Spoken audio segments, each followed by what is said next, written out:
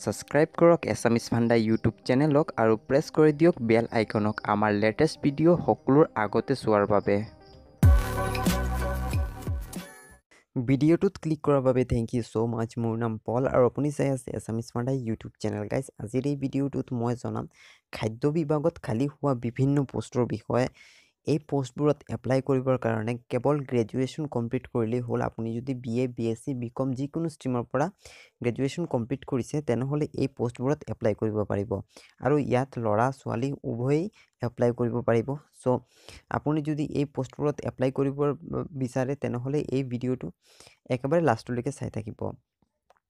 ইয়াত খালী হোৱা টোটেল ভেকেঞ্চি হৈছে 137 আৰু এই পোষ্টবোৰত এপ্লাই কৰাৰ ডেট হৈছে 28 ডিচেম্বৰৰ পৰা 10 জানুৱাৰী 2019লৈকে। আপোনালোকে 10 জানুৱাৰী 2019লৈকে এই পোষ্টবোৰত এপ্লাই কৰিব পাৰিব আৰু এপ্লাই কৰাৰ মুহূৰ্ত হৈছে অনলাইন। ইয়াত খালী হোৱা পোষ্টবোৰৰ ভিতৰত প্ৰথম পোষ্ট হৈছে এছিষ্টেণ্ট মেনেজাৰ আৰু ইয়াৰ বাবে নাম্বাৰ অফ পোষ্ট হৈছে 13।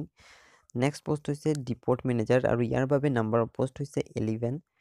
তাৰপাছত থাৰ্ড পোষ্ট হৈছে ছিনিয়ৰ এছিষ্টেণ্ট আৰু ইয়াৰ বাবে নাম্বাৰ অফ পোষ্ট হৈছে 18 আৰু লাষ্ট পোষ্ট হৈছে এছিষ্টেণ্ট ডিপ'ৰ্ট মেনেজাৰ আৰু ইয়াৰ বাবে নাম্বাৰ অফ পোষ্ট হৈছে 95। প্ৰথম পোষ্টটোৰ বাবে চেলাৰী মানে এছিষ্টেণ্ট মেনেজাৰৰ বাবে চেলাৰী হ'ব 39,900ৰ পৰা আৰম্ভ কৰি 1,26,600 পাৰ মান্থ। নেক্সট পোষ্ট হৈছে ডিপ'ৰ্ট মেনেজাৰ আৰু ইয়াৰ বাবে চেলাৰী থাকিব 35,400ৰ পৰা 1,12,400 পাৰ মান্থ। নেক্সট হৈছে ছিনিয়ৰ এছিষ্টেণ্ট আৰু ইয়াৰ বাবে চেলাৰী থাকিব 25,500ৰ পৰা 81,100লৈকে।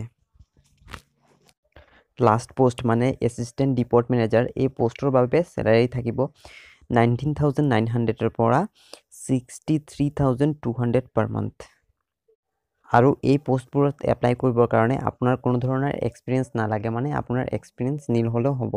তাৰপাছত এজ লিমিট উল্লেখ কৰিছে আপোনাৰ মেক্সিমাম 35 ইয়াৰ্ছৰ হ'লে বা 35ৰ তলত হ'লে এই পোষ্টবোৰত আপুনি এপ্লাই কৰিব পাৰিব।